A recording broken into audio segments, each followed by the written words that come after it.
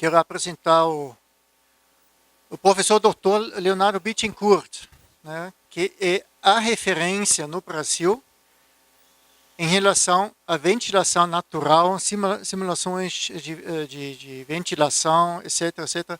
Então, se vocês têm alguma pergunta sobre... Até você participou nesse projeto Frei Caneca, né? Fez as simulações também, os cálculos lá, né? Então, a gente falou muito sobre esse projeto piloto, que ainda não foi realizado, mas aqui um dos autores do projeto. É uma grande satisfação de agora dar a palavra ao professor Leonardo.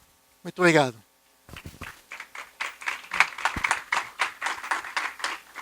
Boa tarde.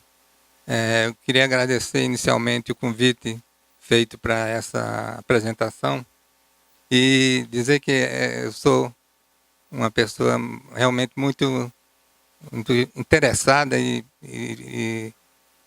apaixonada por esse assunto da eficiência energética e sustentabilidade ligada à construção civil. De forma que eu achei muito pertinente, muito oportuna o programa de introduzir para os técnicos e ministérios essas noções relativas a esses assuntos que às vezes a gente ouve falar, mas não tem muita informação sobre esse tópico. Eu me arvorei no direito de fazer alguns ajustes na ordem dos tópicos abordados, de forma que, quando eu estava preparando, enxerguei que iriam ficar repetitivos se não fosse desse modo. Então, eu ajustei, mas todos os tópicos serão contemplados pela apresentação. Outra coisa que eu queria deixar claro é que, a qualquer momento, vocês podem parar e perguntar sem nenhuma timidez, nem nenhuma dificuldade. Vamos fazer isso aqui uma apresentação mais informal. Eu vou falar sentado mesmo, porque eu tenho mal de Parkinson e fica meio difícil depois de um certo tempo em pé. Vamos seguir.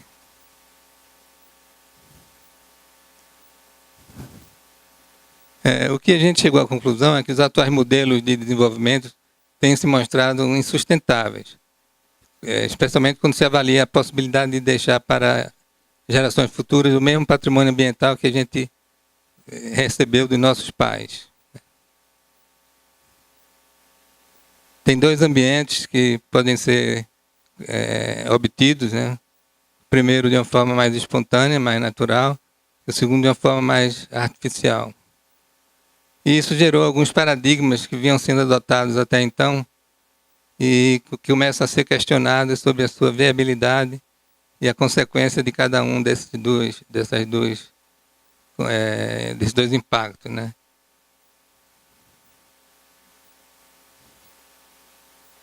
A gente viu também que o uso perdulário dos recursos naturais, ou seja, abusivo, né, tem causado impactos ambientais importantes para o meio ambiente. Especialmente quando a gente considera a capacidade de carga dos sistemas que vão ser impactados, né? Essa capacidade de carga, usando um linguajar mais vulgar, é aquilo que um sistema suporta sem que seja afetada a sua capacidade de regeneração. Então, se eu tenho um curso d'água, um rio, boto uma quantidade de esgoto, ele absorve tranquilamente. Se eu boto um pouco mais, ele ainda absorve. Se eu boto um pouco mais, ele começa a ficar complicado. Se eu boto um pouco mais, ele deteriora e perde sua capacidade de regeneração. Então fica pior do que estava antes.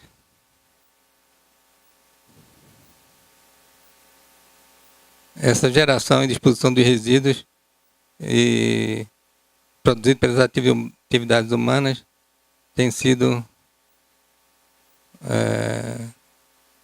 de naturezas diversas, como a poluição do ar, do solo, dos recursos hídricos, gerando a degradação do meio ambiente, da salubridade, da qualidade de vida no espaço habitado. Parece que existe a necessidade de repensar esse modelo de desenvolvimento que a gente vinha levando até então. A gente tem levado, né, na verdade. Um grupo de especialistas tem se reunido e gerou um relatório chamado Nosso Futuro Comum, e que questiona esses modelos de desenvolvimento efetivados pelos nossos países, a maioria deles. Segundo Sachs, que é um pesquisador francês, acho que é francês, né? O conceito complexo é um conceito complexo que envolve de forma integrada variáveis tanto econômicas, sociais, políticas, culturais e ambientais também. Essas formas de uma forma intricada e às vezes antagônicas. Já alguns outros filósofos e pesquisadores têm questionado essa abordagem e desconfiado que se trata de uma farsa ecológica que é destinada a manter desigualdades econômicas nos países ricos e países pobres. Tipo assim, você é pobre, mas você não pode se desenvolver não, porque você vai causar um impacto muito grande para o meio ambiente e, portanto, você está impedido de se desenvolver. E no outro nível, no nível mais psicanalítico, a Lúcia Leitão sugere que há essa solidariedade necessária a manter uma justiça social e a equidade econômica não se encaixa na natureza do ser humano. Ou seja, o homem não é tão bonzinho ao ponto de fazer uma igualdade só pelo prazer de ser igual. Portanto, isso gera uma complexidade, gera conflitos e gera contradições também entre o homem, a fauna e a flora.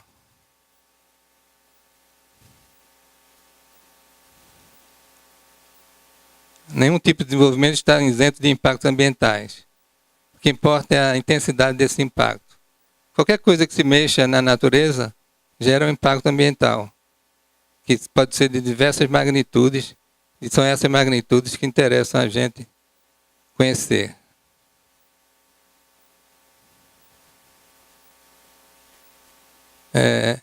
Essa foto da direita eu gosto muito pela carga simbólica que ela apresenta, né?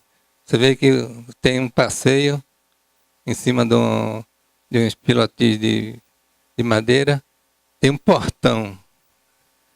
E esse portão é muito interessante porque o que significa esse portão, né? Significa que tem uma posse. E embora seja uma área desvalorizada, miserável mesmo assim ainda tem a possibilidade de eu mostrar que tem uma propriedade. Que daqui para frente é meu, daqui para lá é que é público.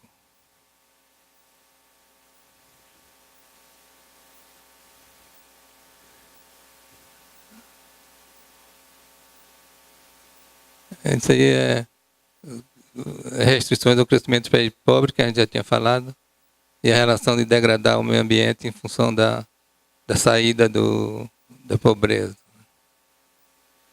E isso aí também gera impactos e valores diferenciados, como esse da esquerda é bom e é rico, esse da direita é interessante, mas é pitoresco. Ele não tem nenhum interesse real, né? Em relação à produção industrial, o fascínio que a máquina apresenta para os objetos e o consumo em geral. Tem também um lado cultural, né? E que é muito forte, às vezes chega até a ser opressivo em relação aos demais. Mas que precisa ser respeitado porque tem um valor fundamental na vida das pessoas. Aí, nesse caso, estão representadas a cultura muçulmana, né? Em parte, pelos edifícios, com características muito peculiares, né? Como os pátios e a presença de água nos pátios. Outra coisa que é importante é que a sustentabilidade não é um conceito absoluto. Isso é sustentável, isso não é sustentável. Isso é um conceito muito mais relativo. Ou seja, isso é mais sustentável do que aquilo, e aquilo é mais sustentável do que esse outro aspecto.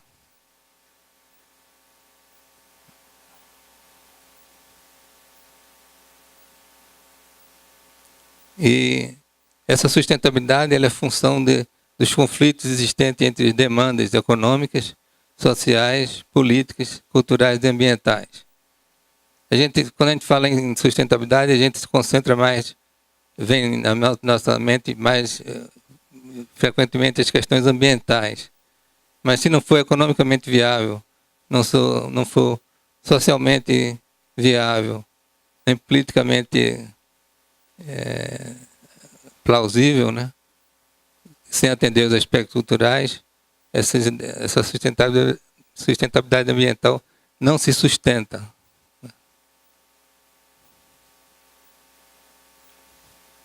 E aí começou-se a usar essa sustentabilidade como um aspecto de vendas e de sedução do objeto arquitetônico e que se colocava nas propagandas dos edifícios novos, edifício sustentável.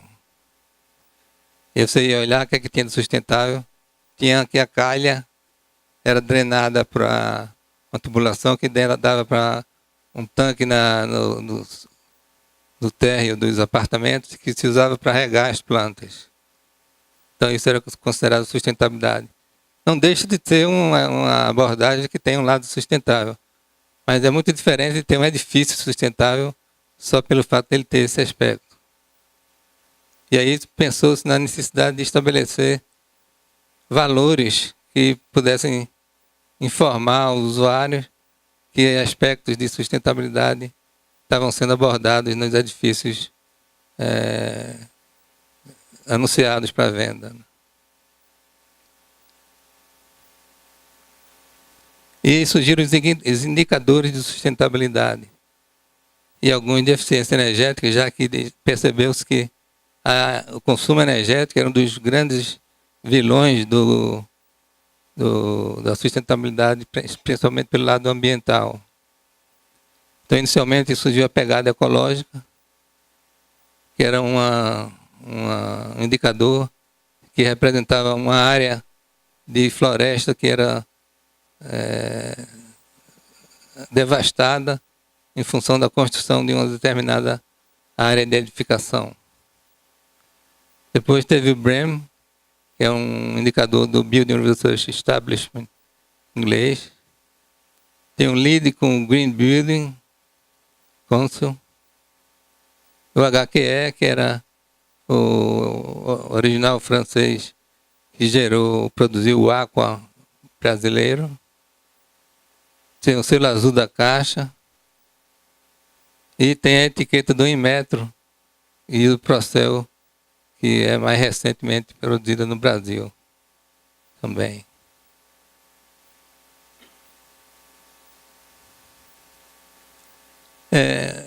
Alguns desses indicadores eles foram expostos e considerados alguns valores para os impactos de diversa natureza que são gerados. Então, tem esses indicadores ecológicos, os indicadores sociais, e assim por diante. Eu vou passar alguns aqui na frente, destacando em amarelo o que é aqueles pontos que se relacionam com a energia. Então, o primeiro aspecto é perceber que energia embutida existe dentro de um determinado componente. Então, a energia tem a energia inicial, que é a energia que está embutida na vida útil daquele componente. Tem a energia reciclada, que é possível reciclar ou não.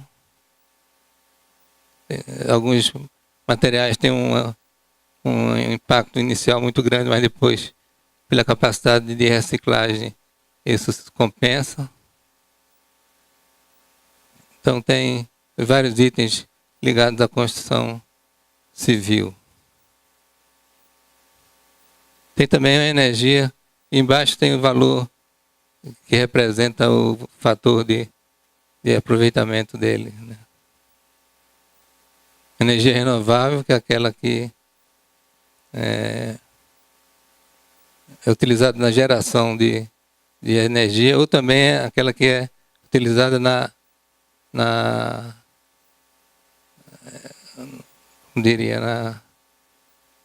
em evitar o uso de energia ativa, de energia elétrica, que são a energia utilizada pelos edifícios passivos.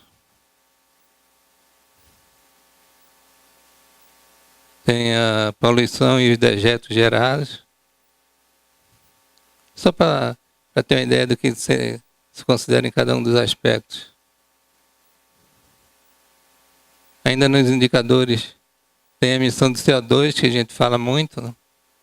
Mas que está associada estreitamente com a geração de energia.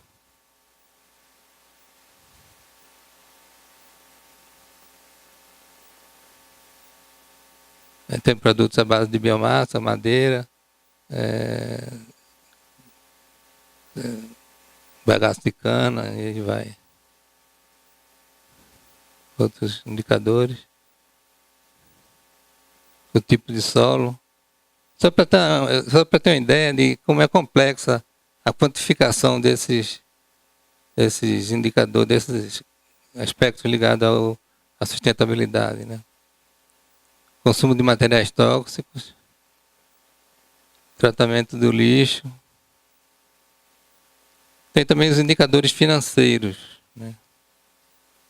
Que é o quanto se refere ao consumo de materiais, provocando o impacto que será necessário pelo fator de importância de 7. Custo de operação e manutenção, nesse caso, tem a ver com energia também, né? Oi.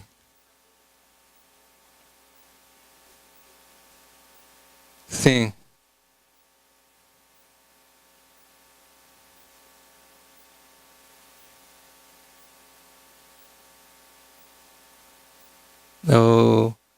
Tem alguns até que são interessantes, como o uso de piscina e água de piscina, que pode ser considerado como um impacto produzido pelo luxo, né? Embora não tenha um lado de impacto negativo, mas pelo fato de a água ser um recurso mineral bastante fundamental para a vida humana, o uso nele em recurso de luxo representa, na ótica desse pesquisador, um impacto importante.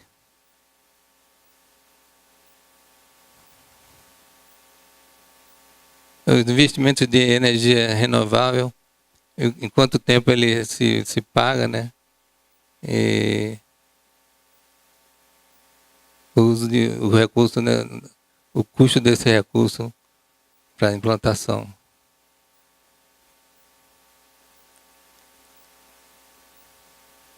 E também um aspecto que é discutível, né?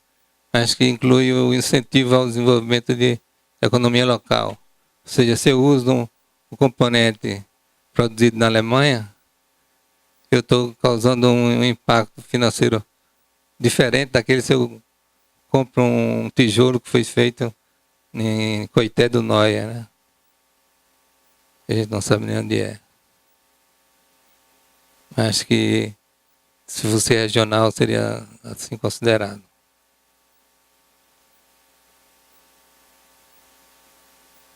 Então, o uso de tecnologia baseada no uso intensivo do capital versus uma mão de obra local e que representa o emprego e a capacidade de manutenção dos trabalhadores. O luxo, que é aquele que eu estava falando, tem a ver com o uso de recursos para finalidades mais pessoais e particulares do que gerais e sociais. O fato também de investir em recursos de pesquisa e desenvolvimento também é considerado como sendo um estímulo ao desenvolvimento sustentável. A margem de lucro do empreendedor também. Se você tem uma margem de lucro muito alta, o impacto no custo daquele componente é exageradamente alto e pode gerar umas consequências meio desastrosas do ponto de vista sustentável. Bom, finalmente, temos indicadores sociais, como a geração de emprego. Quer dizer, nesse caso, quanto maior o uso de mão de obra, maior vai ser a sustentabilidade econômica e social desses trabalhadores.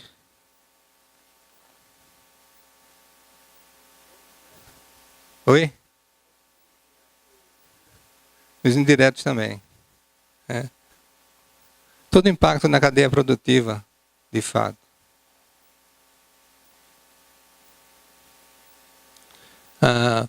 A resposta do usuário é interessante porque, na maioria dos indicadores, a gente não vê esse aspecto contemplado, né?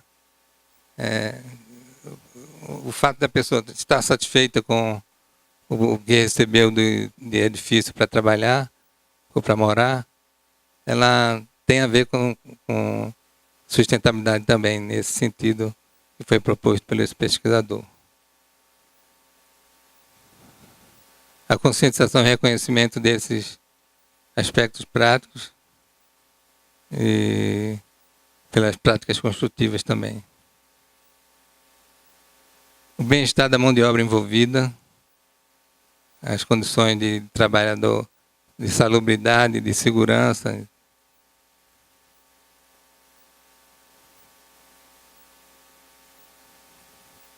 O custo de degradação, quanto tempo isso demora para ser considerado, né? A degradação provocada pela construção civil, né? Tanto nas pessoas quanto no solo e no uso do solo. O uso de utilizar a tecnologia apropriada, que é aquela que leva em conta a conscientização da população em relação à necessidade de construção de edificações sustentáveis por meio de tecnologias apropriadas para tal. A longevidade da edificação, ou seja, a sua durabilidade. Às vezes um edifício ele é mais caro um pouco do que um outro edifício, mas a durabilidade dele é maior e aí tornando no longo prazo mais interessante, evitando novos impactos e degradações da utilização dessa manutenção. O tipo de construção em mutirão, que considera que é discutível também, né? Porque muitas vezes as pessoas dizem que é uma carga horária de lazer que é usurpada do trabalhador, né? Mas também pode ser considerado como uma forma de agregar vizinhos e membros da família na construção das edificações próprias. A experiência com novas tecnologias.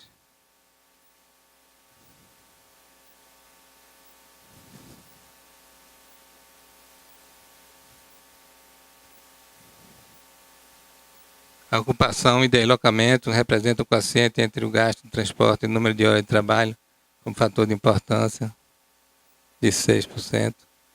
Qualificação da mão de obra também. Para não ficar nesse número muito chato, então vamos começar agora a ter uma visão mais arquitetônica, né? Do ponto de vista ecológico, a sustentabilidade da arquitetura se manifesta através de edificações ou assentamentos humanos que se caracterizam por reduzidos níveis de consumo energético e baixo impacto no ambiente natural.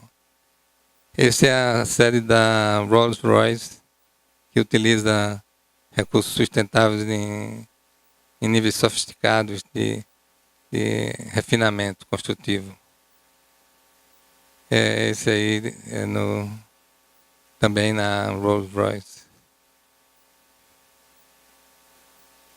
No que se refere à construção e operação das construções, no que tange à disposição dos resíduos, mas principalmente pelo uso eficiente dos recursos naturais, em particular do recurso energia e do recurso água. É interessante a gente pensar um pouco sobre o que a gente associa com a arquitetura bioclimática. Quando alguém fala, fulano faz arquitetura bioclimática, fulano produz uma arquitetura bioclimática, né? Então as pessoas pensam sempre em construções de pescador ou em barracos, né? Ou então de construções altamente mecanicistas, com tecnologias arrojadas e muito aço.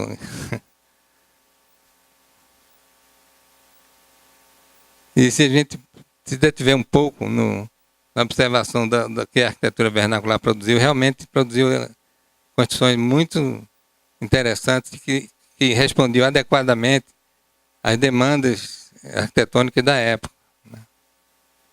Como essa construção na Malásia, né? Veja que essas construções são sob pilotis, né? Por que será que eles tinham pilotis?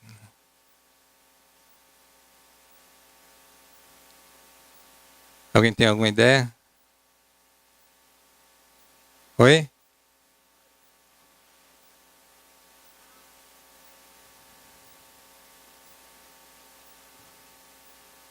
Em alguns casos poderia ser, mas nesse não é, né?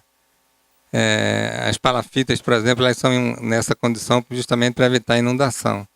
Mas nesse caso não é. E algumas construções dos índios perto do Equador também são de pilotis, e alguns índios brasileiros também. É que a maioria dos insetos voa a 1,5 metro de altura. Então, eu estando a 2 metros de altura, eu já diminui muito a incidência a minha exposição ao ataque de mosquitos, né? Por outro lado, a gente sabe que a velocidade dos ventos aumenta à medida que eu me afasto do chão. Então, a ventilação, o fluxo do ar que essa construção receberia, ela é maior no pilotis, acima do pilotis, do que na parte terra propriamente dita. E ainda por cima, eu tenho a possibilidade de usar esse espaço do pilotis para atividades de sombra, né? Então, crianças podem brincar, as pessoas podem descansar aí, podem conversar. E outra imagem que vem à cabeça são tecnologias como painéis solares exaustivamente usados para produzir a energia que esse edifício consome, porque em parte, não é necessariamente esse, mas porque uma parte dos edifícios consome para contrabalançar o efeito negativo que ele produz no espaço interior, né?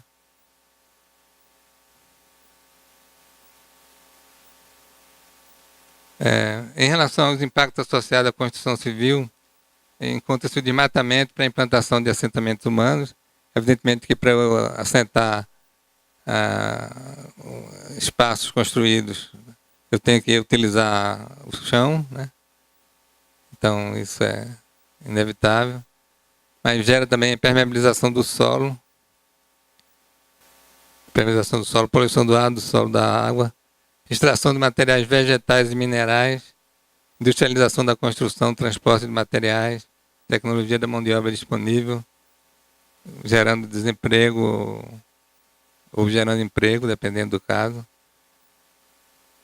E a introdução de hábitos culturais estranhos, né?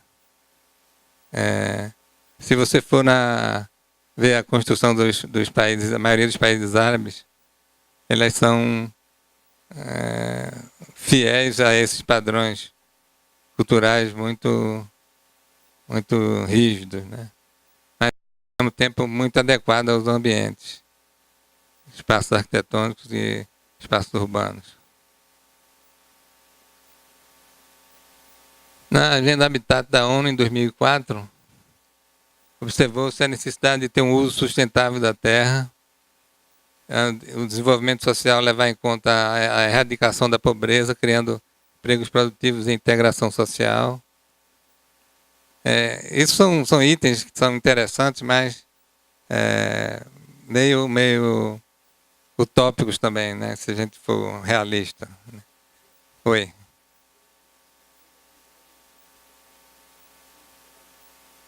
Sim.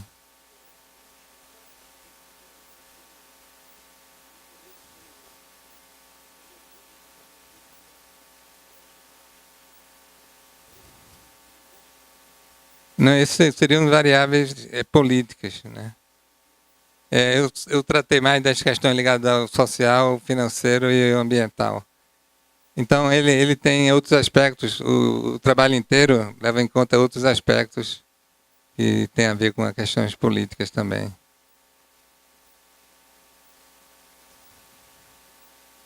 Mas a população, desenvolvimento de assentamentos humanos sustentáveis.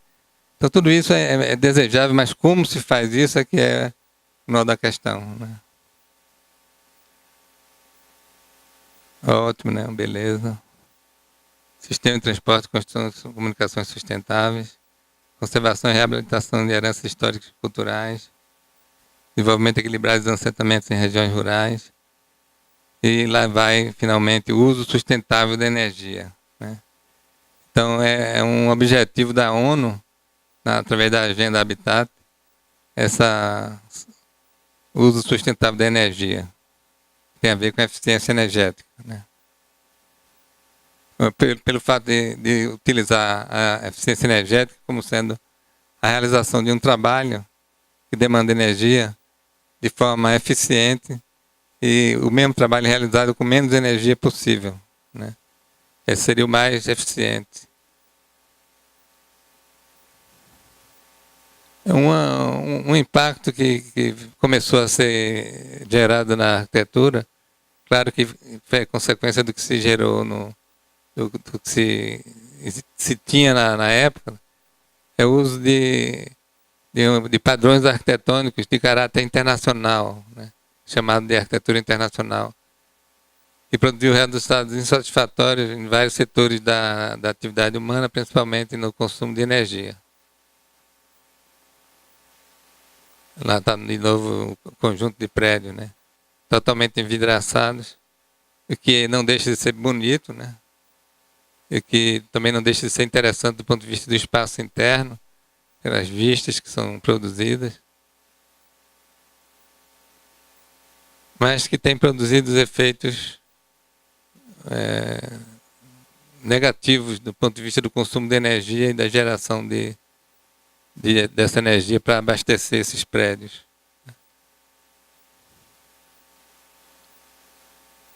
O conforto térmico, melhor, o desconforto térmico, lumínico ou acústico gerado por esses edifícios são resolvidos entre aspas, porque eles são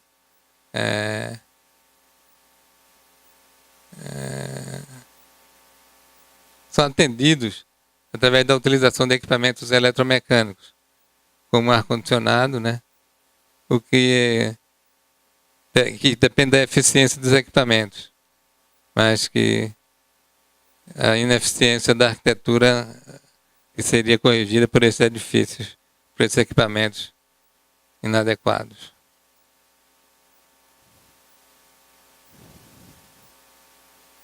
Cerca de 50% da energia produzida no mundo é um pouco abaixo, né? Em torno de 40 e pouco, é consumida pelo setor da construção civil, de uma forma geral.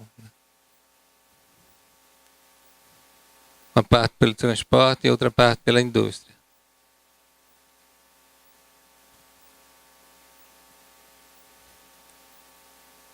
Esse elevado grau de desperdício de energia, ela é consequência direta dos padrões arquitetônicos inadequados ao contexto climático das regiões do planeta.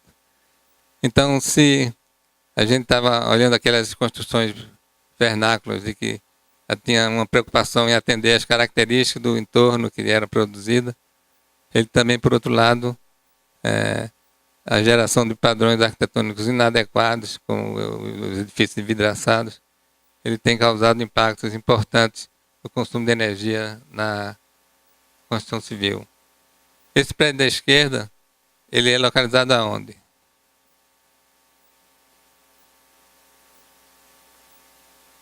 Não dá para ver, não?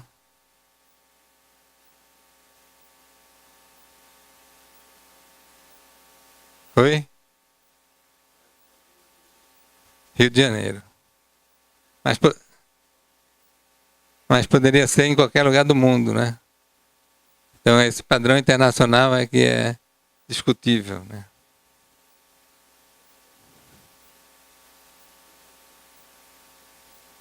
O consumo de energia no Brasil tem esse perfil. Tem vários setores, né?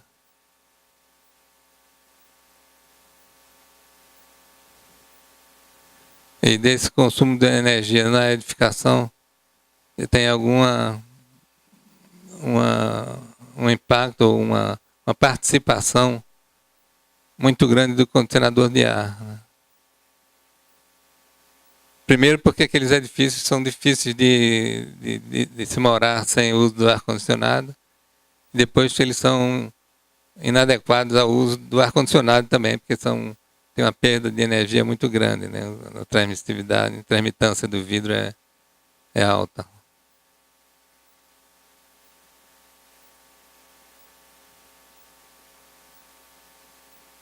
Portanto, desculpe, tem ali renovável, está meio complicado tem um erro ali. Mas tem um forte potencial para implantar fonte renovável de energia renovável. Tanto as mais comuns como as energias renováveis hídricas, de fontes hídricas. Então, aquela também de renováveis de fonte solar, né? Aquelas oriundas da biomassa. E aquelas oriundas de fontes eólicas, que é dos ventos.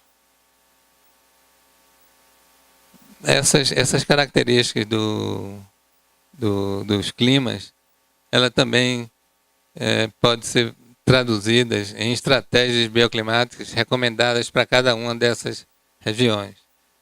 Então, é exemplo do que foi feito nos Estados Unidos e na Europa também. Foram produzidas zonas bioclimáticas a partir de dados bioclimáticos disponíveis para o Brasil, né? Embora o mapeamento desses pontos sejam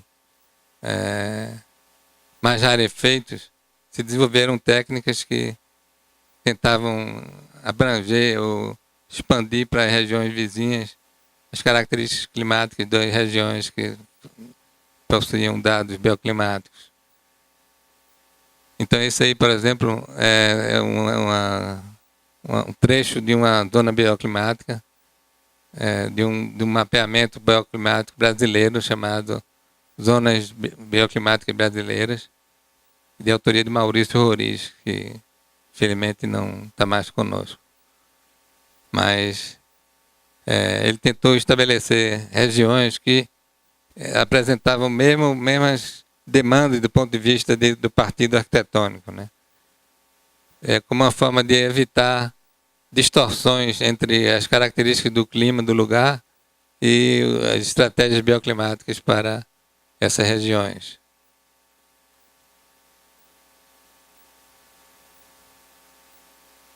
Essas estratégias bioclimáticas, elas eram verificadas através de uma zona de conforto determinada para certas localidades. Nesse caso aí é Salvador. Então a gente tem as duas linhas verticais ali próximas daqueles pontos que estabelecem as condições máximas de conforto e as condições mínimas de conforto. A gente vê que grande parte do tempo a temperatura é dentro da zona de conforto, mas uns períodos, as faixazinhas no verão, elas saem para mais, e no inverno as faixazinhas para menos. Essas faixazinhas para menos, esses pontos para menos, eles podem ser utilizados como forma de resolver o desconforto pelo frio, a roupa, a presença humana, equipamentos e assim por diante. De forma que não há necessidade de se providenciar estratégias de aquecimento para Salvador, né? Que a gente sabe de fato que não precisa. Embora no verão o limite superior da zona de conforto ele é ultrapassado por alguns dias do ano e que pode ser necessário alguma providência nesse sentido. Opa.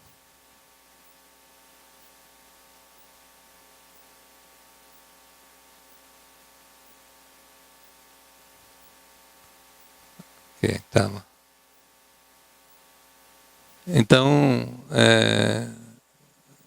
tem esse mapeamento e se estabelecia algumas demandas em relação a eles, né, que eram diferentes de outras regiões.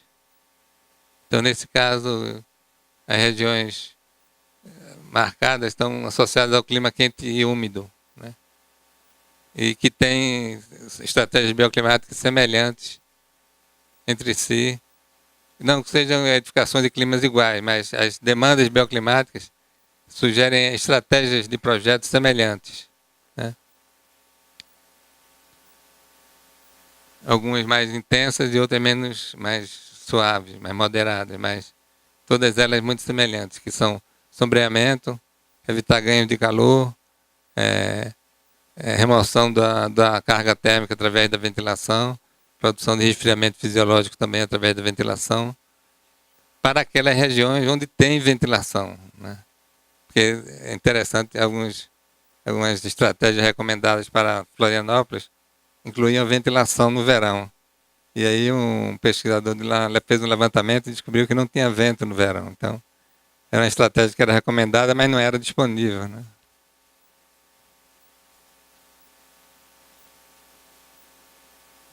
Já essa aí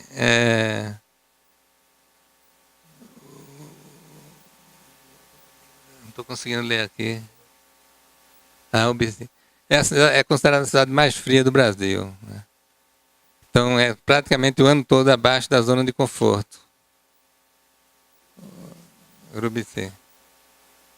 Né? Há discordâncias, há divergências. E é interessante porque a localização dos pontos de temperatura e umidade associados estão numa região bem... Porque tem uma testemunha de que isso não é verdade. Temos testemunha de que não é verdade isso.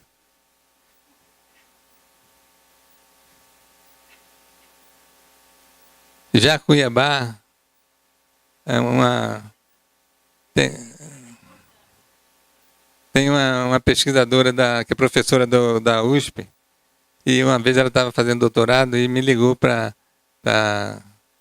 conversar um pouco, né? E ela disse: eu estou com os dados daqui de Cuiabá e gostaria de saber qual é a sua opinião sobre as estratégias bioclimáticas mais recomendadas, né? Ela me deu os dados climáticos. Eu disse: é mais recomendado deve ser mudar de cidade, né? Porque é uma condição climática muito desfavorável, né? Tem frio no inverno, tem calor no verão e em quantidade farta.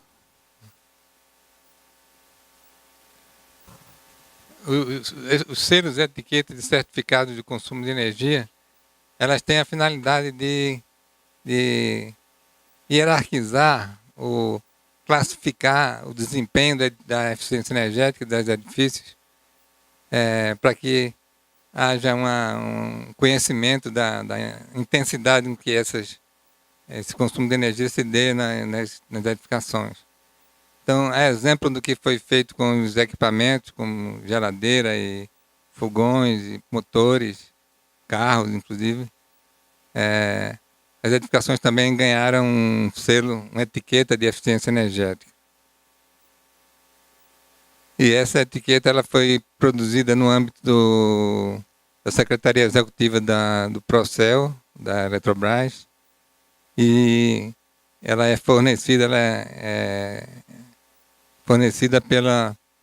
pelo Inmetro, né?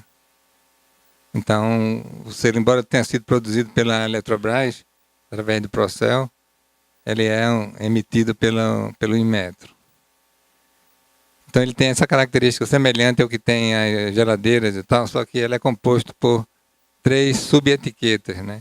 Ali embaixo do lado direito, a gente vê o desempenho da envoltória, que é as fachadas, as vedações dos edifícios, e a iluminação e condicionamento de ar. Então, nesse caso, esse edifício examinado, ele tem A em todas as 3 subitens, e automaticamente ele tem A também na avaliação geral. Essa etiquetagem ela não é uma novidade mundial, né? Pelo contrário, o Brasil estava meio atrás desse aspecto. E eu tive uma surpresa muito positiva quando eu passei na França e eu vi numa empresa de imobiliária ou de corretagem de imóveis, os edifícios todos classificados com consumo de energia anual previsto. E isso é interessante porque se aqui uma parte do consumo de energia não é entendido como importante, lá ela é significativamente cara para que essa preocupação venha a ocorrer. E inadvertidamente isso acontece com os edifícios brasileiros, que é o ponto de que uma dissertação de mestrado que eu tive a oportunidade de orientar, a pessoa chegou à conclusão que, estudando um edifício típico de Maceió, o consumo de energia de um apartamento voltado para o Nordeste e um apartamento voltado para o Sudoeste, o consumo do que era localizado a Sudoeste era, em 30 anos de financiamento, a pessoa comprava outro apartamento só com consumo de energia, a diferença do consumo de energia é absurdamente alto, né? E isso foi feito com a preocupação econômica, imaginando investimentos que o cara teria, se ele tivesse evitado aquele gasto em energia e aplicado em dólar, se ele tivesse aplicado em poupança, se ele tivesse aplicado em ações, em todos os cenários que foi examinado, o consumo de energia era absurdamente alto. E em entrevista com os moradores, algumas histórias afloravam, algumas delas até pitorescas, né?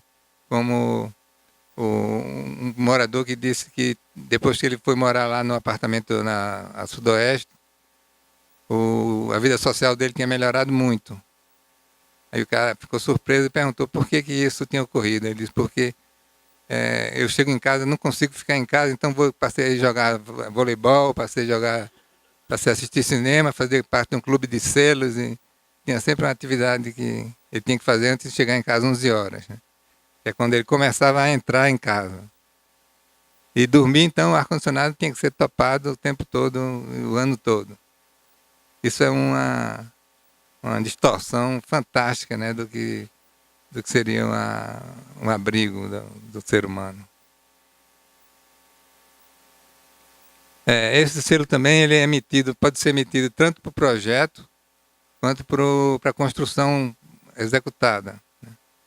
Então você pode ter um selo no projeto que é interessante, porque você pode convencer o seu comprador de que você vai comprar um edifício mais eficiente e, portanto, vai gastar menos energia, tá, com a manutenção dele.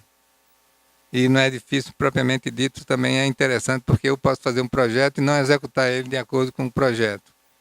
Então, se fosse só o projeto, você corria o risco de ter um edifício etiquetado A, mas construído com nível B, né? Então você pode ter as 2 classificações, 2 etiquetagens. Tem também o selo o selo Procel, que é propriamente o selo. Também acontece que ele é fornecido para os equipamentos eletrodomésticos, né, motores. E o selo, ele é aquele que apresenta melhor desempenho entre os bons. Então, você pode ter vários edifícios com selo A e edifícios que têm o melhor desempenho e outro pior desempenho dentro do selo A. E o selo Procel ele é conferido ao que tem o melhor desempenho dentro dos selos mais altos. Né? E é interessante porque, ao mesmo tempo que a gente acha isso importante, eu queria fazer uma pergunta aqui. Quem é que comprou o seu carro porque era eficiente do ponto de vista energético?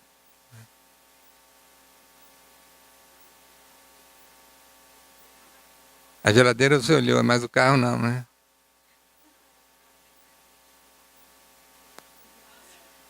Por quê? Porque esse não é um valor que a gente costuma atribuir ao carro, né? Então, embora a gente... Isso atenua um pouco a culpa de quem compra edifícios que não foram muito eficientes, porque não tinha informação suficiente também para avaliar esse desempenho. Né? Mas na geladeira a gente usa, né? Finalmente não, mas um dos outros selos entre os importados está o LEED, que é o que tem maior penetração no mercado imobiliário, onde a parte de energia também tem um peso muito alto. Né? Existem acordos de reconhecimento entre alguns dados como o LEED e o Aqua e o próprio dado calculado pela Eletrobras. Né? Esse selo da Eletrobras, eu tenho algumas críticas também, talvez até por ter feito parte da equipe que montou ele, produziu esse selo, e que a gente nem sempre está de acordo, mas como é uma equipe, o resultado é o que a maioria decide como sendo melhor. Né? Eu acho que é um avanço que foi feito no âmbito brasileiro e penso que poderia ser mais efetivo do ponto de vista filosófico. Por exemplo, se você tem uma construção, uma casa que usa ar-condicionado, mas ela é toda isolada do ponto de vista térmico e o consumo de energia fica eficiente para aquele ambiente, ele lhe dá um selo A.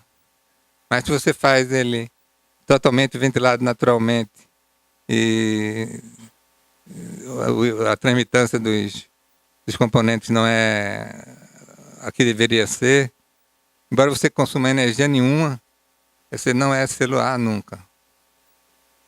Então, é meio esquisito que você tenha essa informação, né? Que um edifício naturalmente ventilado seja classificado com a categoria inferior ao que é edifício com ar-condicionado mais eficiente. Porque a lógica é exatamente isso. Então, a pessoa acha que não tem garantia de que vai ter confortável. Se não ventilar, não tem conforto, né? Mas se ventilar, tem. E eu comentava muito que eu morava primeiro numa casa que era ventilado naturalmente e atualmente num edifício que é ventilado naturalmente. Né? E eu não uso ar-condicionado, nem ventilador, época nenhuma do ano. Né? E no inverno eu chego a usar edredom. O pessoal acha que é brincadeira, né? Mas é verdade.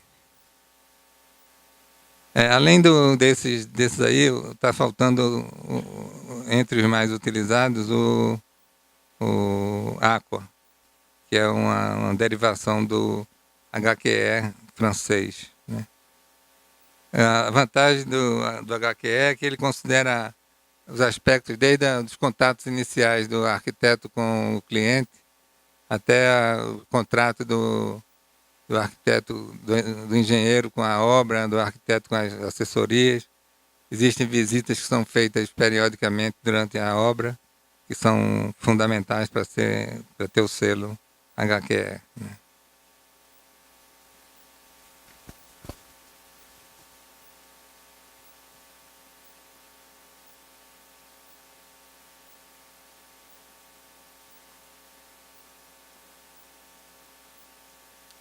Esse texto ele pode ser encontrado no site da Eletrobras, no item Procel Info, informações sobre o Procel. Então, ele aponta que já existe reconhecimento entre os selos no que se refere ao consumo de energia, e isso fica demonstrado que o selo da Eletrobras ele tem um certo valor que é reconhecido internacionalmente. Aí está essa informação, né?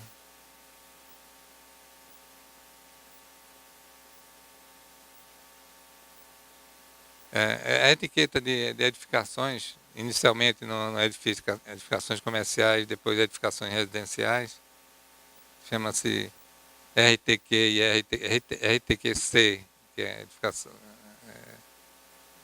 Como é? Edificação. RTQ.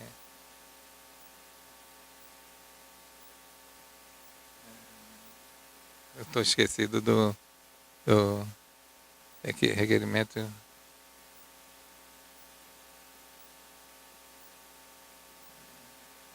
De qualidade técnica. Qualidade técnica. RTQ é reconhecimento ou regulamento de qualidade técnica em eficiência energética para edifícios comerciais, é o RTQC, e o RTQR para edificações residenciais. Então, ele tem convênio com o LID e também com o Aqua. Né?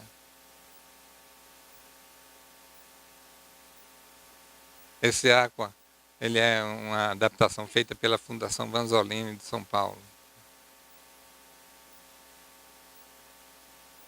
Regulamento técnico de qualidade. E as categorias gestão de energia, conforto higrotérmico, qualidade sanitária do ar, essas já são, e a gestão de energia também já é parte reconhecida pelas etiquetas.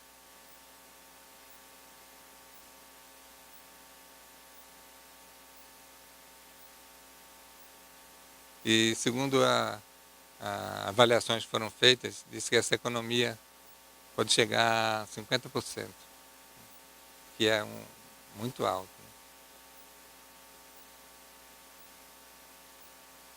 Pode ser feita na edificação do projeto, na etapa do projeto, na edificação construída.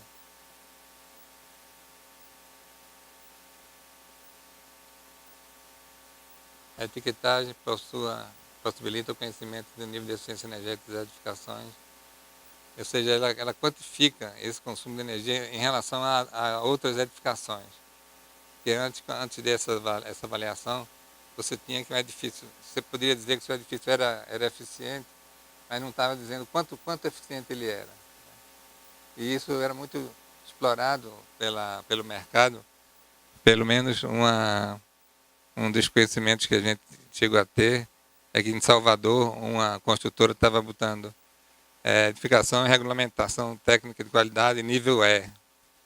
Como nenhum usuário sabia o que era o nível A, o E, o C ou o D, né? Ele estava entendido como sendo muito positivo, né? Tanto que estava reconhecido na propaganda como sendo nível de qualidade E.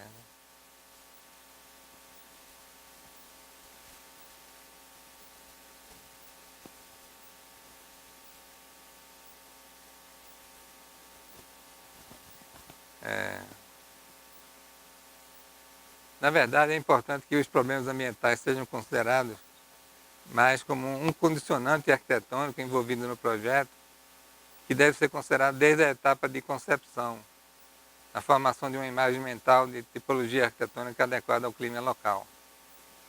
Isso seria aproximadamente o que poderia ser considerado como sendo, se eu estou a par da importância desses aspectos no desempenho da edificação, eu não vou nunca mais pensar numa edificação envidraçada para o meu edifício. Ou seja, a minha imagem mental daquele edifício, ela já vai envolver outros aspectos. No caso do clima brasileiro, talvez protetores solares, talvez grandes beirais, talvez elementos vazados na esquadria, né? Em vez de ser um elemento totalmente envidraçado. Né? E isso não é pouco.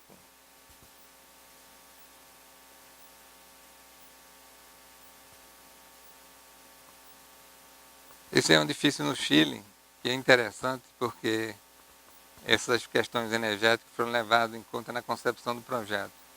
Então, se você olhar aquele edifício do centro, aquela imagem do centro, veja que ele tem beirais desproporcionais. O beiral do lado esquerdo, ele é menor, bem menor que aquele do lado direito. Por quê? Porque do lado direito ele corresponde à insolação do do solstício de verão. E aquele do lado esquerdo, a incidência do Sol no solstício de inverno. E que no período de verão, eles têm utilizado uma vegetação de folhas que caem no inverno, que se chama caducifólia. E no verão a vegetação se enche, as folhas crescem novamente, e ele sombreia as fachadas envidraçadas. Já na fachada oeste, que não é favorável em época nenhuma do ano, eles têm apenas as aberturas suficientes para produzir iluminação natural. Então, é um edifício cujo resultado plástico levou em conta, ou foi consequência dessa preocupação em atender às demandas climáticas. Então, considerado adequadamente o contexto ambiental, socioeconômico e cultural do lugar, onde os espaços projetados se encontram inseridos, deveria ser uma preocupação importante para os arquitetos, como chegou a ser feito durante uma certa época da produção arquitetônica brasileira, e brasileira não, mundial, né? Nesse caso espanhola. Esse é o Mosteiro dos Jerônimos, na Espanha, em Sevilha, que é todo avarandado, e as varandas compõem parte importante da plasticidade desse edifício.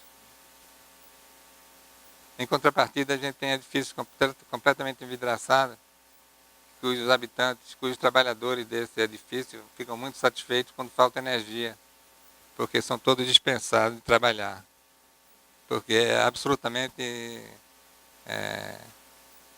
insuportável ficar dentro dele sem ar-condicionado. Então, relacionar o potencial plástico e espacial embutido na adoção de configurações arquitetônicas e urbanas sintonizadas com as características ambientais em determinado lugar seria muito interessante, né? Como é feito na Alhambra, em Granada,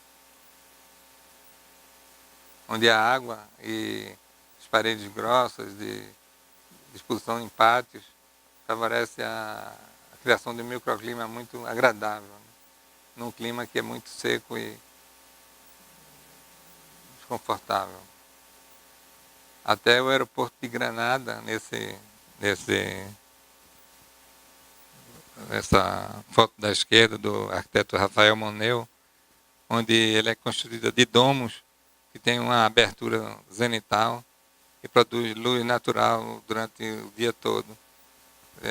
As luzes artificiais continuam apagadas sem necessidade de acendimento. Além disso, as paredes grossas dotam essa construção de grande inércia térmica e fazem com que ela produza uma temperatura interna que é mais ou menos equivalente à temperatura média entre o dia e a noite. Ou seja, lá é muito quente durante o dia, muito frio durante a noite. Mas durante o dia é traduzido numa temperatura relativamente estável e confortável. Esse é outro edifício do Renzo Piano, em que, não sei se dá para ver, mas aqui aquela foto do superior, do lado direito, ela tem é como se fosse um arco que fosse tocando no chão aos poucos, né?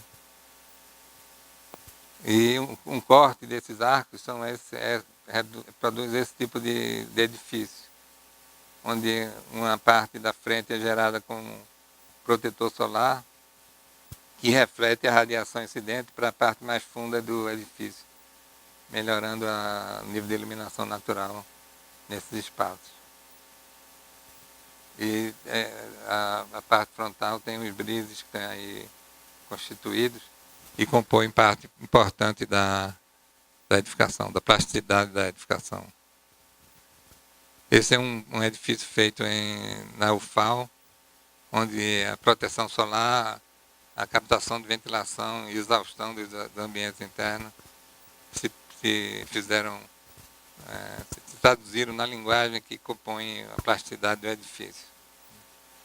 Tem peitoris ventilados também, como a gente vê ali no lado esquerdo, tanto no pavimento superior quanto no pavimento inferior.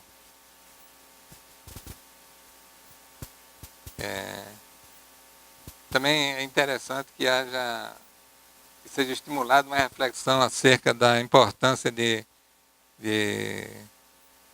condicionantes ambientais nas fases iniciais do processo de elaboração do projeto de arquitetura, tal como ocorreu com esses edifícios dois aí.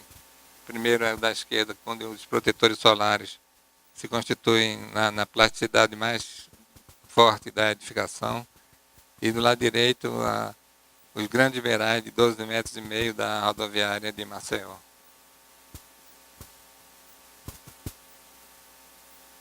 A gente deveria rejeitar a utilização de modelos importados de forma mimética, ou seja, copiando somente.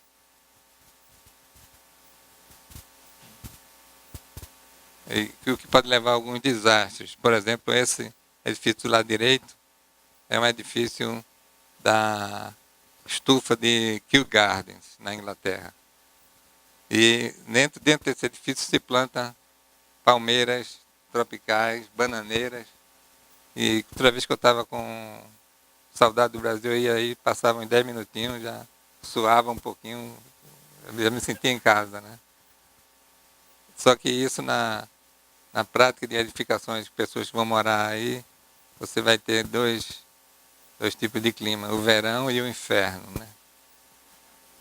Porque vai ser muito complicado no verão você morar aí num edifício como esse.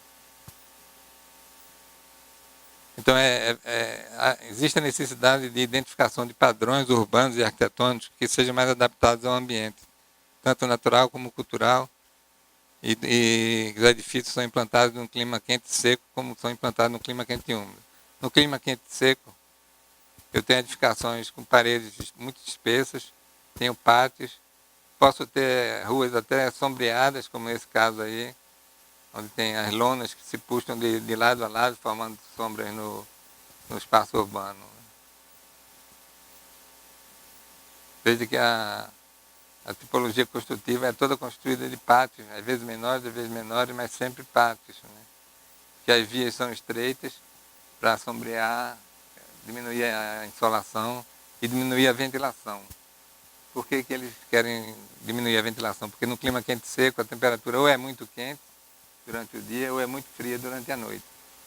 Então não há interesse em acompanhar a temperatura do ar.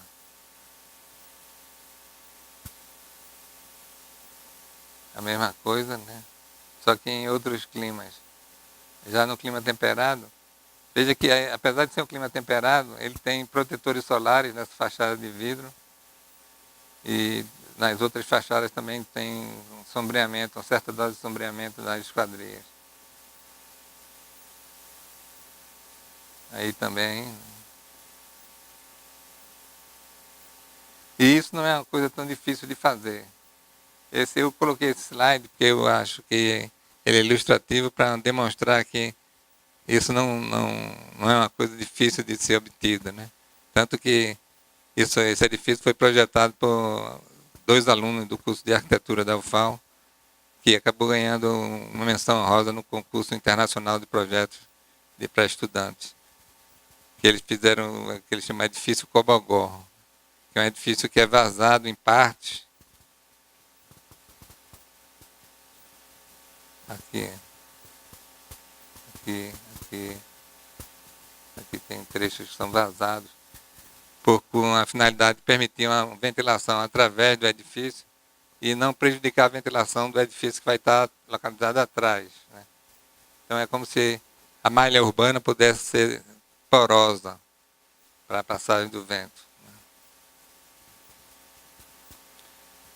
E é interessante também que esses 2 alunos, eles quando resolveram fazer esse projeto, eles disseram: professor, eu tenho um horror a isso que se chama de conforto ambiental. Tenho horror. É que eu não gosto não, eu tenho horror. Aí, depois que eles fizeram, ele disse, mas não é que é interessante também esse negócio de conforto ambiental, né? Quer dizer, eles não tinham se ligado no potencial que existia de fazer edifícios adaptados ao ambiente como uma geração de linguagem, né? E aí, a gente tem que ter uma visão para lá de Marrakech, que é essa cidade, e que também tem uma construção basicamente centrada nos pátios. No clima quente seco, os adensamentos também os assentamentos são densos, as ruas são estreitas e, se possível, sombreadas, como nesse caso aí, que do lado direito. As construções devem ter massa térmica significativas, né, que possam moderar a oscilação da temperatura do ar, pela necessidade de estabelecer uma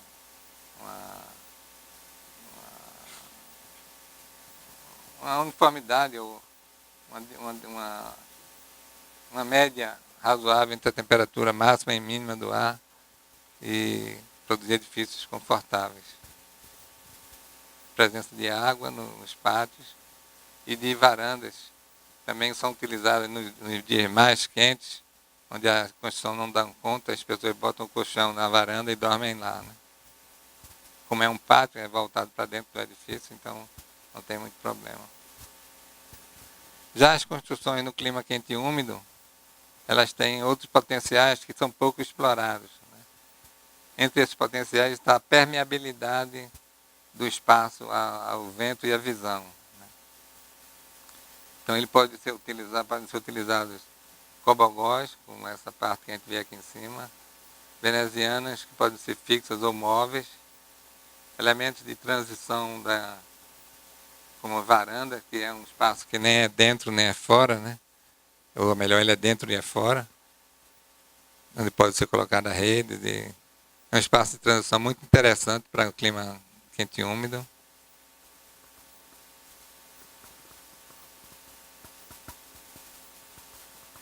Aquele primeiro é em Maceió, esse aí é no Piauí. Certos componentes como a pérgola, né, que proporciona um espaço de luz filtrada, de exaustão ou introdução da ventilação natural, e a geração de jardins internos sem necessidade de espaço de vedação. Isso a gente está falando num clima que a temperatura de inverno é em torno de 23 graus, 24 graus, né? Então, de fato, não existe frio. Engraçado que uma inglesa que foi visitar esse edifício, a primeira coisa que ela perguntou foi, e no inverno, como é que faz? Aí eu disse, estamos em pleno inverno. Aí ela entendeu, né?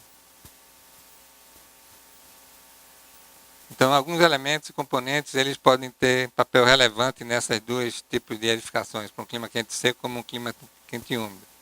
As aberturas, por exemplo, é um dos aspectos. Nesse caso, essa é uma veneziana móvel, que foi desenvolvida pelos portugueses e também pelos espanhóis da Península Ibérica, que é um componente que eu admiro muito, né?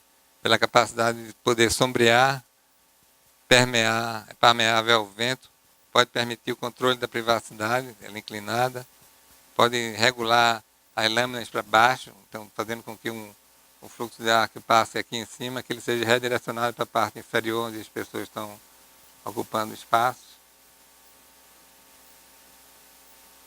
As varandas que a gente já falou, o tipo de coberta, né? Essa coberta dessa edificação, ela é um sanduíche de polipropileno com alumínio, está isolante termicamente, pintado de branco por cima. Os protetores solares, que podem se constituir em componentes de linguagem plástica curiosa. Os pilotis também, que não tem que ter a casa com a cara desse aí, mas pode ser utilizado como exemplo, né? E os peitoris ventilados. São dispositivos que se colocam embaixo do peitoril. É uma lâmina em L que permite a entrada de ar. Ele fica aberto durante a noite, pode ficar aberto durante a noite, permitindo a passagem do ar nessa altura onde as pessoas estão deitadas, ou seja, nas partes mais baixas da edificação, sem incidência de sol, sem incidência de chuva, mantendo a privacidade. Enfim, é tudo de bom que a gente poderia ter, né? Eu poderia pedir para um clima quente e úmido.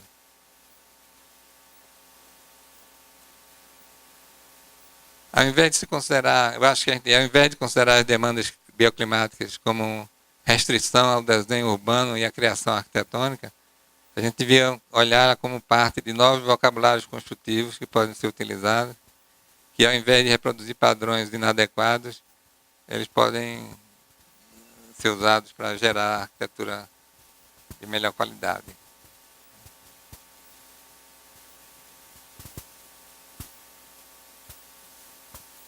E que também nas etapas iniciais do projeto, a análise adequada das possíveis estratégias bioclimáticas devem ser consideradas no contexto ambiental que indica as configurações urbanas e arquitetônicas mais adequadas para as condições que se tem naquela região.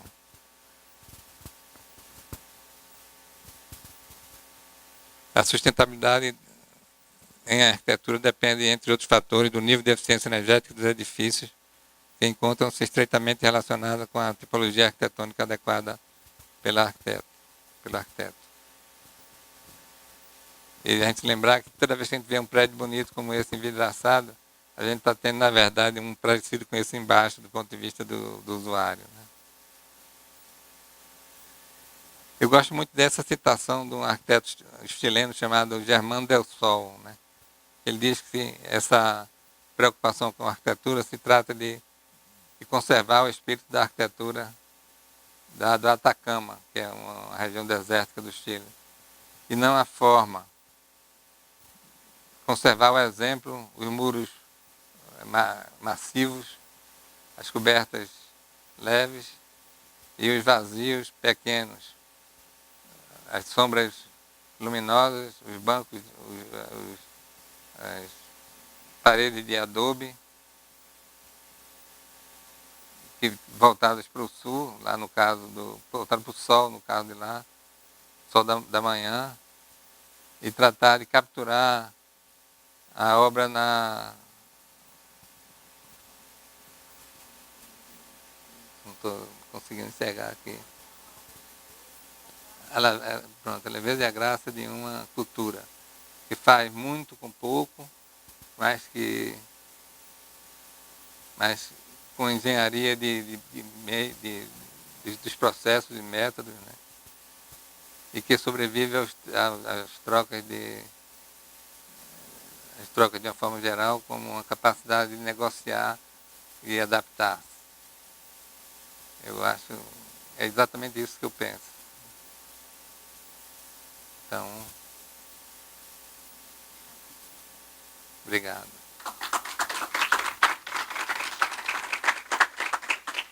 Muito obrigado, Leonardo. Lembrar que ele realmente entrou numa vaga, uma colega cancelou uma semana atrás. A gente só combinou o conteúdo sábado à tarde, ele virou à noite agora, para hoje, para terminar essa apresentação. Eu acho que foi maravilhoso e acho que mostrou novamente, porque acho que a maioria agora, quem sobreviveu ainda, né, é arquiteto, né? Arquiteta. Não? Ok. Desculpa. Mas isso é a beleza da arquitetura, né? Tem Minha Casa Minha Vida, que tem muita importância, né? Mas tem muito além disso. Acho que às vezes é bom lembrar disso, né? Que como arquitetos, tudo isso, eu adoro também esse Germán del Sol, né? A arquitetura dele é absolutamente sensacional.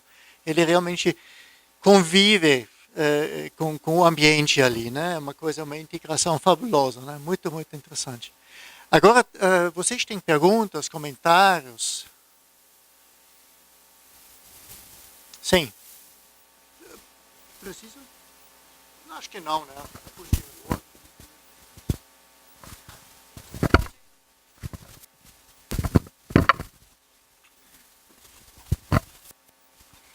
O mapa bioclimático que eu conheço é aquele das oito zonas bioclimáticas. E ali o senhor mostrou um que é diferente. Eu queria saber o que, como que, assim, alguma coisa mais a respeito daquele mapa. Desculpe. Ele tem as características do primeiro zoneamento, mas ele é ampliado pela base de dados disponíveis para trabalhar. Então ele foi feito com, ele é mais refinado do que aquele inicial da zona bioclimática original.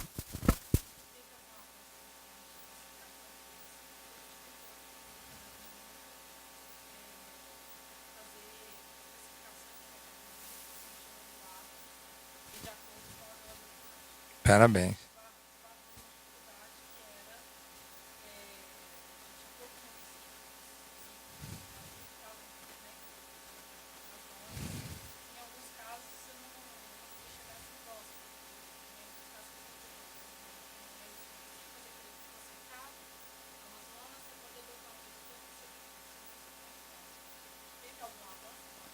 Teve um maior refinamento, porque como havia um banco de dados mais amplo, né?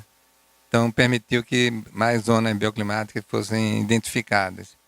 Isso deu um refinamento maior nesse aspecto. Mesmo assim, ele ainda apresenta algumas dificuldades, e nós estamos tentando, tem um aluno de doutorado que está tentando fazer um novo mapa bioclimático, em vez de partir dos dados climáticos e as estratégias recomendadas. Ele está partindo do conforto de cada uma dessas regiões e das recomendações que poderiam ser enxergadas a partir daí. É só uma comparação, não é demérito nenhum desse mapa. Ele pode ser utilizado bem utilizado. Outro lado que também é importante é que em algumas regiões você tem climas que são microclimas, que são produzidos por características particulares, como a localização de uma cidade no alto de um monte, de uma montanha, e isso gerar um clima diferenciado daquele do entorno da cidade, né? Então você pode pegar um dado de clima que sugira diferenças, mas isso é inevitável, né? De uma forma geral, já é um avanço muito grande você transformar 9 zonas em 22, né? E trabalhar com esse regionalismo que pode decorrer dessa identificação das edificações mais adequadas para essas zonas, né?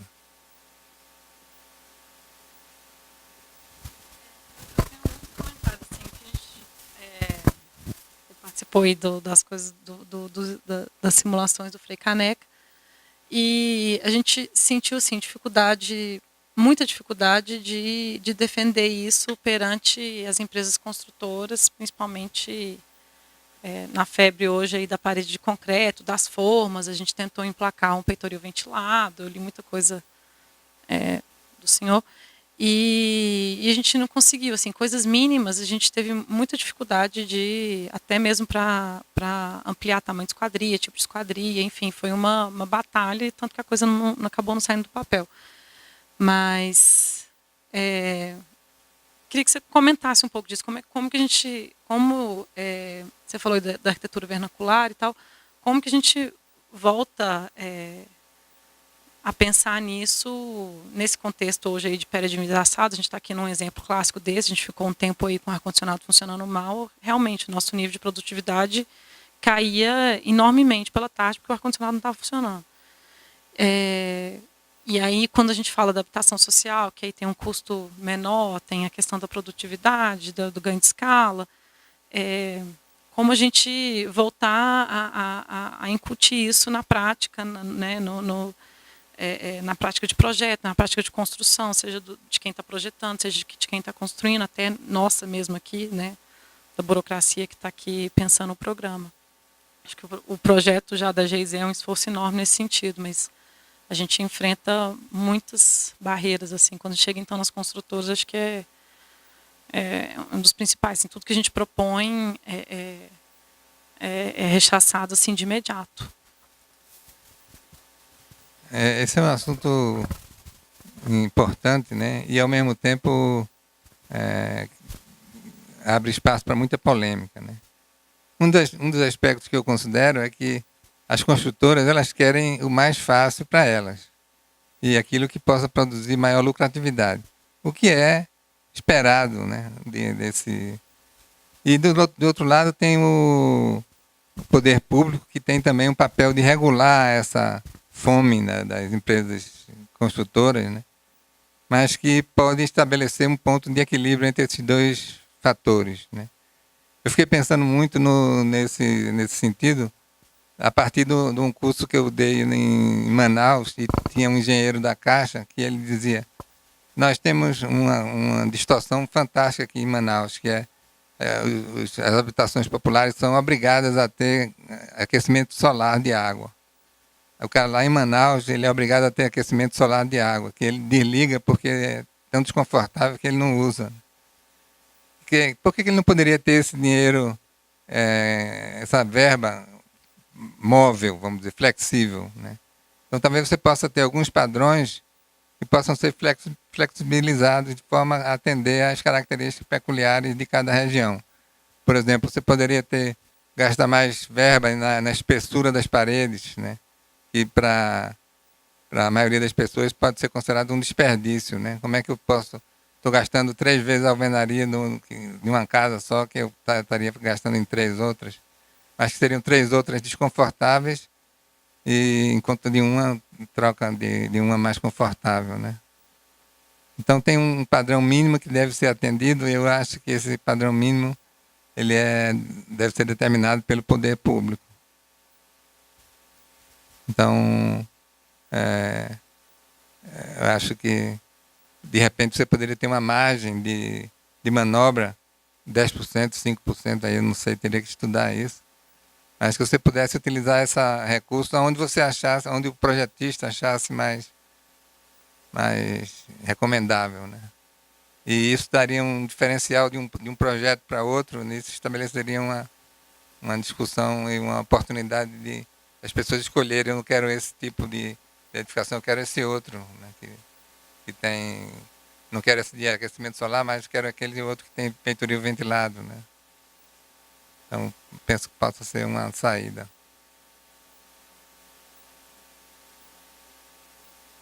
Ajuda na medida em que obriga você a ter um desempenho mínimo das edificações. Mas eu tenho uma certa restrição em relação àquilo que são normas em relação à habitação popular, né? Por que em relação à habitação popular? Porque a habitação popular pode ser mais desconfortável do que a habitação comum, né? Qualquer habitante devia ter o direito de ter o mesmo tipo de conforto, né? Seja popular ou outro. Mas são coisas que vão sendo amadurecidas aos poucos, e espero que cada vez mais nesse sentido. O grande desafio, né? E temos mais perguntas? Ou observações, comentários?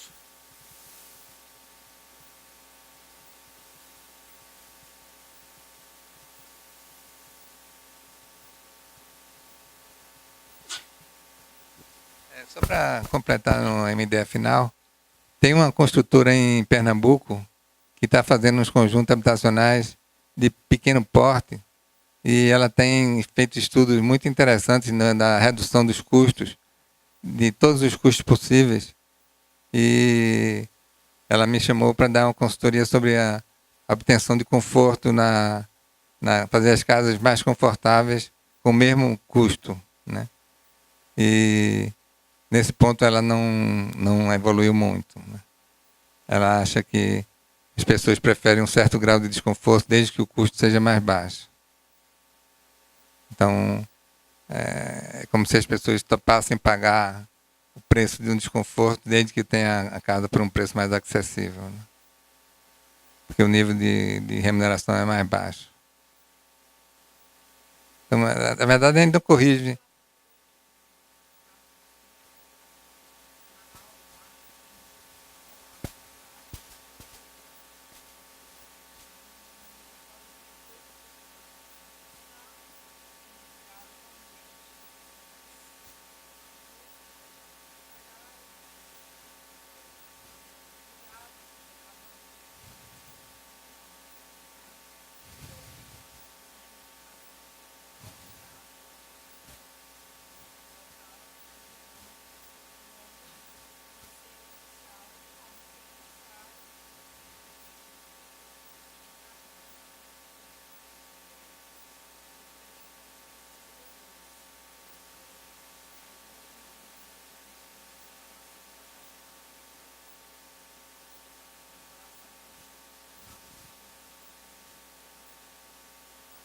Isso aconteceu em Maceió também.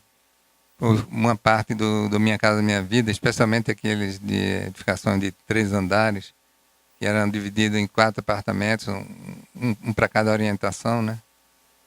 E isso aí você sempre tem um edifício um apartamento bem orientado e um mal orientado e 2 mais ou menos nesse sentido. Só que o mal orientado ele só era viável, só era utilizável com ar-condicionado. Com ar-condicionado, o gasto com energia, ele não tinha condição de arcar com esse gasto. Então ele fazia gatos, né? E a concessionária ia lá, matava o gato dele, ele botava um outro gato, e até que ele era demitido não, destituído daquela unidade, e a Caixa não sabia o que fazer com esse imóvel, porque nem era habitável, nem era financeiramente viável para ser habitável. Então isso gerava um problema de graves consequências, né? Impasses, na verdade, né?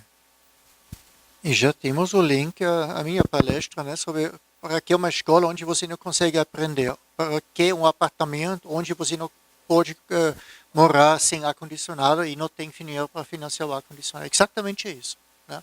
Não adianta, não é uma coisa, um luxo falar sobre eficiência energética ou conforto ambiental, né?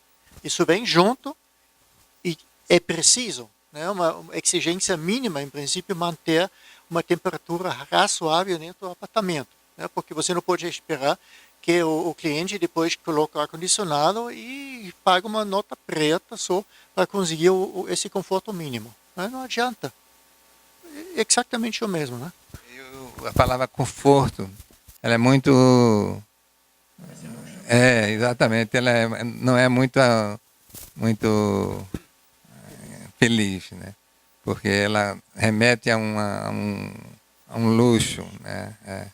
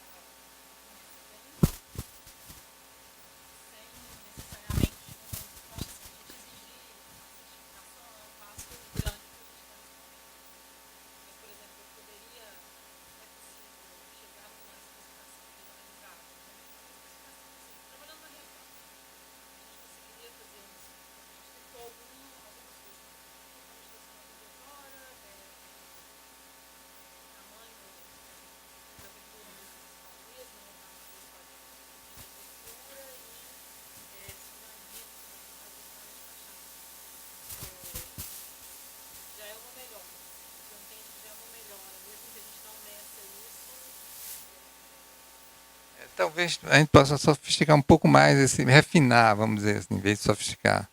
Refinar melhor essas exigências, né? Porque a gente sabe muito bem que a ventilação depende de diversos aspectos. Não é o tamanho da janela que vai ser definitivo. Por exemplo, no meu apartamento eu tenho 3 janelas de 1 metro por uns 80, né? 1,20 m por 80. E eu uso 10% dessa abertura e já é suficiente. Se for muito maior, eu deixar aberto, aí quando chover, ela vai entrar chuva, né? Esse 10% me dá conforto e aí não é por isso que eu vou recomendar 10% para todas as edificações, porque nesse caso ele é muito bem orientado em relação aos ventos. Então a orientação dos ventos tem muita importância.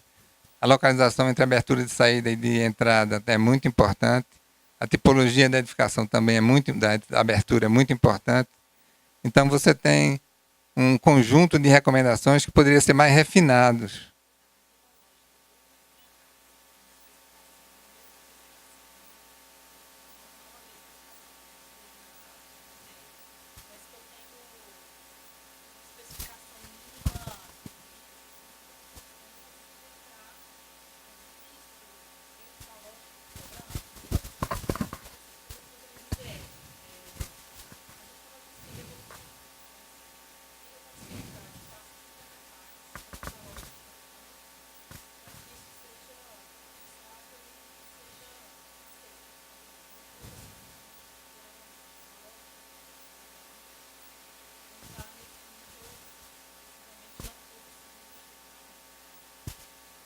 Mas alguns você pode entrar. Alguns você pode entrar, por exemplo, a existência, um elemento bem simples, né?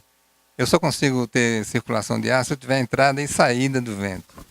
As pessoas pensam sempre na entrada, né? E se não tiver saída, não entra nada, né?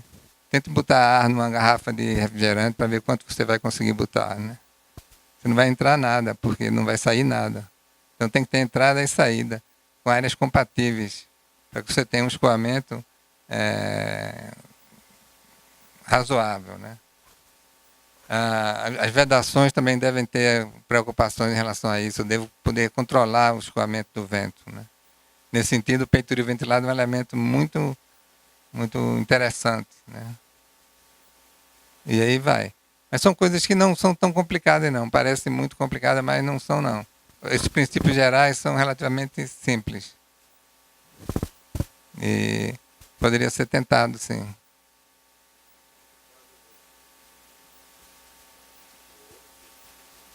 É.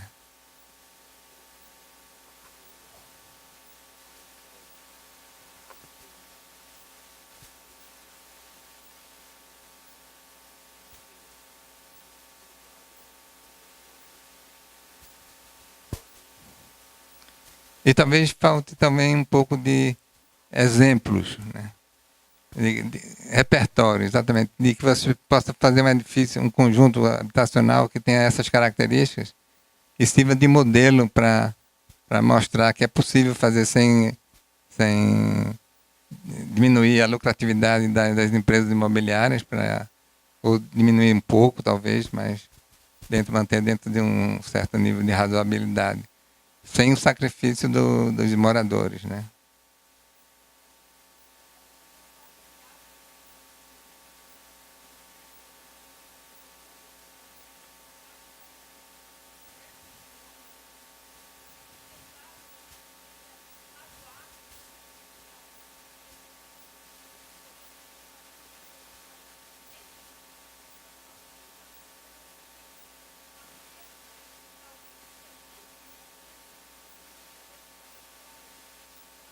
Me parece uma boa ideia.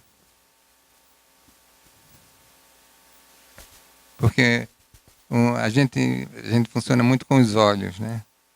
Se está feito e está funcionando, então mostra que é possível funcionar desse jeito. Porque outros edifícios não poderão ser construídos do mesmo jeito, né?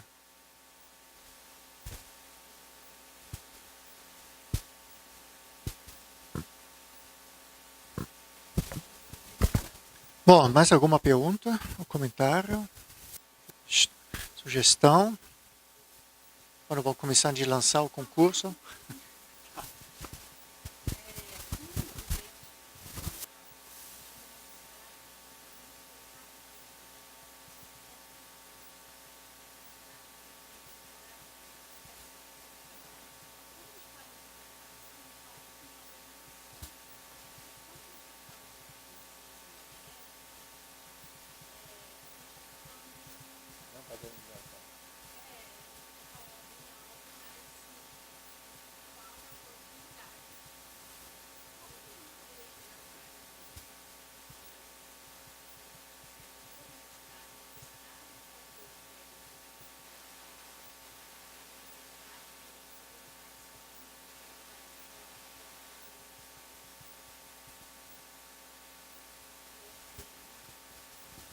Eu vejo como possibilidade uma disponibilização de sistemas construtivos e de sistemas de repertório, né? Então você pode ter a utilização de componentes que sejam locais e que atendam aquelas questões de regionalidade e assim por diante. Sistemas construtivos dominados pela população do lugar, né? E que se encontre mais alternativas através de sistemas do que propriamente de soluções, né? Soluções prontas. Essa aqui é uma construção que você faz no clima quente e úmido, essa aqui é uma construção que você faz no clima quente e seco. Mas através da adoção de princípios. O princípio do clima quente e úmido é esse, o princípio do clima quente e seco é esse. No clima temperado é esse, no clima frio é aquele. Então, nesse sentido, as normas elas podem ser interessantes se forem trabalhadas nesse sentido. Não sei se eu respondi o que você perguntou. O problema, às vezes, é que você tem uma solução que, em princípio, é boa. Você mencionou as palafitas, Manaus, por exemplo. Eu tenho certeza que o conforto lá dentro, o conforto térmico, era bem melhor dessas casinhas novas de tijolo e um telhado com não sei o quê. Não é a mesma coisa, só que a imagem é ruim. Né? É a mesma coisa com solo cimento ou edificações com adobe. Né? Em princípio, tem muitas vantagens e pouca energia necessária, só que a imagem é vinculada a uma imagem de projetos mal feitos, sem dinheiro, não feito assim pela população carente. Acho que é um problema também, né? Porque muito que foi feito com muito pouco, em princípio, é bom, né? Só que a imagem não é boa porque não foi feito com qualidade, digamos, estética e realmente sem dinheiro, né? Tem um exemplo interessante, curioso. Uma aluna estava fazendo um trabalho sobre taipa. E ela identificou umas casas que tinham 200 anos, que foram feitas de taipa. E a pessoa deixou ela fotografar e examinar as paredes e tal, desde que não revelasse o endereço nem a localização exata. Porque ela disse que se as pessoas soubessem que essa casa era de taipa, elas não iriam valorizar a construção. Então você tem uma coisa que tem um desempenho bom, mas tem uma depreciação social em relação àquele uso, né? O exemplo é a Austrália, que eles constroem hotéis 3, 4, 5 estrelas com adobe. Né? Porque lá nas ilhas é muito difícil chegar com todo o material de construção. Então eles tentam te aproveitar ao máximo que está disponível na ilha. E a qualidade arquitetônica é muito boa, a execução é muito bem feita. Então você Texas, né? Nos Estados Unidos, no sul dos Estados Unidos, ele tem uma tradição muito forte também para trabalhar com terra, né? Tradicionalmente e hoje de uma forma muito moderna. Então, ali eles conseguiram realmente desvincular essa imagem ruim do barato de uma obra de qualidade mesmo, né? Nós na Alemanha também temos casas de adobe de 200, 300, 400 anos atrás, 3, 4, 5 pisos, está de pé ainda. Isso é um país frio chuvoso, não é? Que chuva não é, geralmente não é um grande amigo do adobe, né? Mas, em princípio, é possível, só que tem que ser iniciado e que, de repente, pelo poder público, né?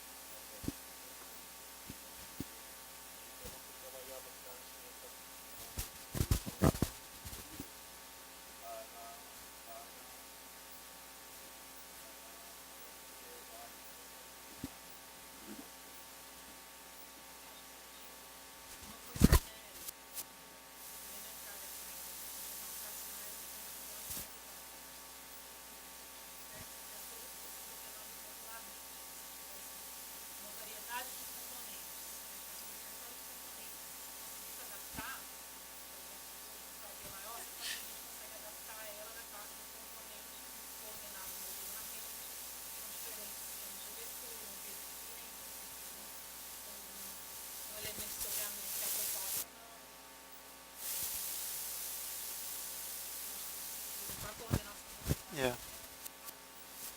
Agora, Júlia, né?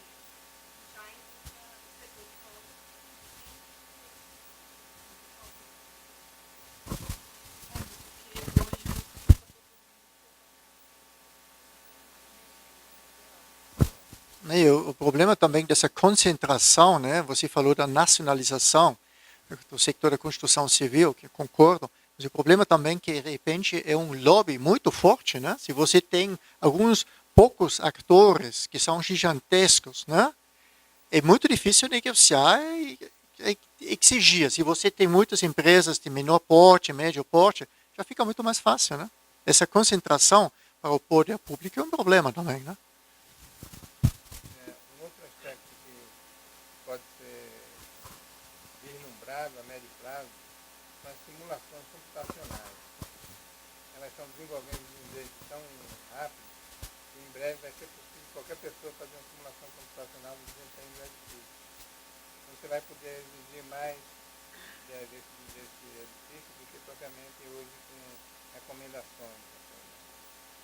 E em relação ao que o Júlio falou dos projetos, a gente tem a característica de achar que o mundo tem o clima do lugar que a gente mora. Isso aconteceu naquele exemplo que eu dei da inglesa que esteve lá e perguntou, e no inverno? Ela pensou logo na casa dela, no clima dela, né? Aquele edifício deslocado daquele lugar. Porque a gente tem essa característica.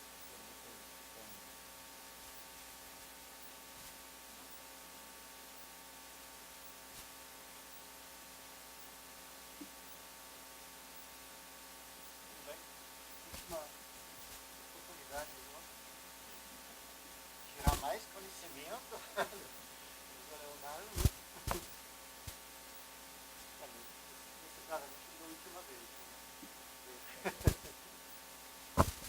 Então, mais uma vez, acho que uma salva de palmas para o professor Leonardo. Foi uma aula mesmo de arquitetura sustentável, né? Aqui com e vários componentes dessas regiões diversas aqui no Brasil, do Frio do Sul para Centro-Oeste, para Nordeste, para Norte, né? Contemplei tudo. E, mais uma vez, muito obrigado. E agora passo, como já está aqui ao meu lado, o microfone para o colega. Eu quero também agradecer a você, Michael, pela sua organização do evento. Agradeço por parte da gente também você, professor, para a sua presença aqui. E, sobretudo, a todos vocês, pelo pequeno, mas muito interessante debate que tivemos ao final. E acho que temos que repetir isso e continuar. Convido a todos vocês para o próximo evento que futuro, em 2 meses, né? 23 de maio. Mas nós todos vamos ver ainda para poder seguir a discussão. Obrigado.